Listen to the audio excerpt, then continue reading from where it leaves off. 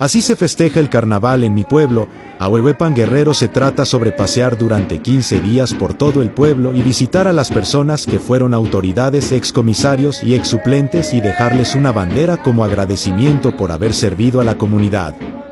Se hacen llamar los ahuileros y van cantando. Llevaba más de 40 años que no se hacía esa tradición de carnaval de mi pueblo.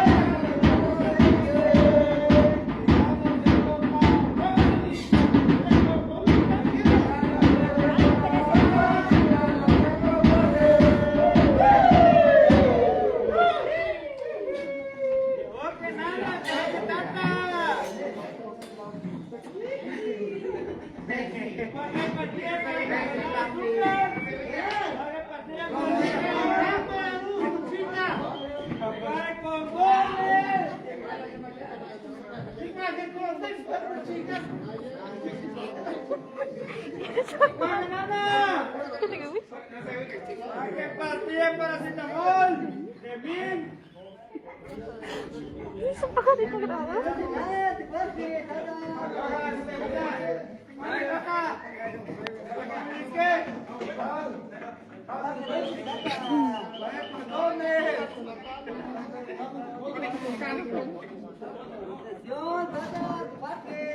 Pague partida para tener último novio.